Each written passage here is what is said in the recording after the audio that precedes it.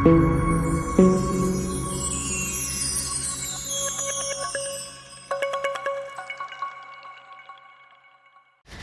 Friends, welcome to Meera mind voice. ரொம்ப நாளைக்கு அப்புறம் மீண்டும் சந்திக்கிறோம்.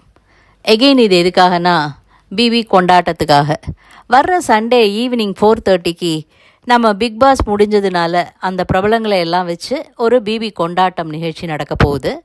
இது வருஷம் நடக்கிறது தான். ஆனால் இந்த வருஷம் ஹைப்பு ரொம்ப ஜாஸ்தியாகவே இருக்குது.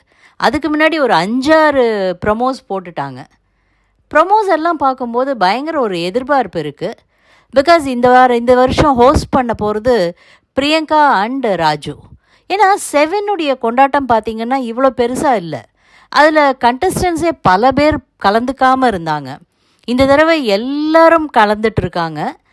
அண்ட் இதில் மெயினாக பார்த்திங்கன்னா நம்ம ஜாக்லினை queen of the Bigg Boss 8 அப்படின்னு சொல்லிட்டு அவங்களுக்கு கிரீடம்லாம் சூட்டி அவங்கள பயங்கரமாக கொண்டாடுறாங்க. அடுத்தது தீபக்கோட இன்ட்ராக்ஷனும் ப்ரமோவில் பார்க்கும்போது ரொம்ப நல்லா இருந்தது. அவர் ஃப்ரெண்ட்ஸ் எல்லாம் பேசுகிறாங்க.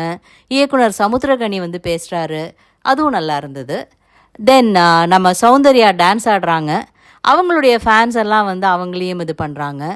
நீங்கள் கவனிச்சிங்களாங்க, போன சீசனில் ரன்னருக்கு கூட ஒரு கார் கொடுத்தாங்க. அந்த மாதிரி நிறைய விஷயங்கள் நடந்தது. இந்த தடவை பார்த்தா இந்த சீசனில் வின்னருடைய ட்ராஃபி கூட அந்தளவுக்கு நல்லா இல்லைங்கிறது வெளியில் பயங்கர சர்ச்சையாக இருந்துகிட்ருக்கு. அதே மாதிரி ரன்னருக்கோ மற்றவங்க யாருக்கும் எதுவுமே கிடையாது.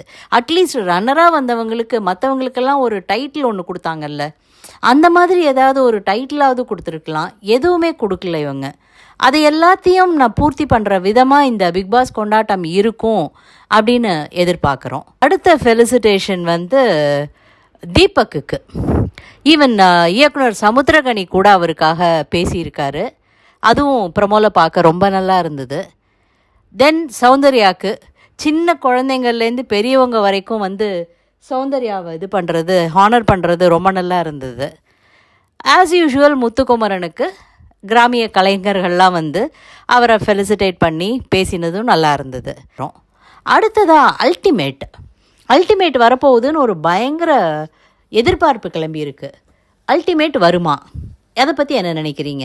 பிகாஸ் தடவை அல்டிமேட் வந்தது 6 சீசன் முடிஞ்சதுக்கு அப்புறமா. அந்த அல்டிமேட்டில் தான் நமக்கு 24/7 ரிலே ஆரம்பித்தாங்க.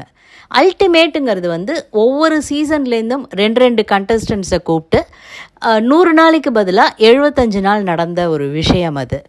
அதில் அனிதா அண்ட் நிரூப் இவங்களோட இதெல்லாம் ரொம்ப நல்லா இருந்தது ஃபஸ்ட்டு அல்டிமேட்டில். அது இன்னமும் எல்லாராலையும் ஞாபகத்தில் வச்சுக்கப்பட்டிருக்கு.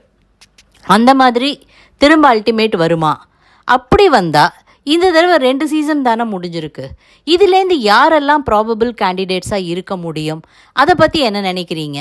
அதை யார் தொகுத்து வழங்குவாங்க? எல்லாரும் சொல்கிறாங்க ஆண்டவர் வரப்போகிறாரு அப்படின்ட்டு.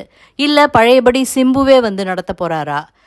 என்ன நடக்கும்? அதை பற்றி உங்களுடைய கருத்து என்ன அப்படிங்கிறதையும் கமெண்ட் செக்ஷனில் சொல்லுங்கள். இந்த பிக் பாஸ் கொண்டாட்டத்தை பார்த்து முடித்ததுக்கு அப்புறமா அதை பற்றின ஒரு விவரமான வீடியோவை நம்ம திரும்ப பார்க்கலாம். இந்த பதிவு உங்களுக்கு பிடிச்சிருந்ததுன்னா லைக் பண்ணுங்கள், ஷேர் பண்ணுங்கள், சப்ஸ்கிரைப் பண்ண மறக்காதீங்க. தேங்க்யூ.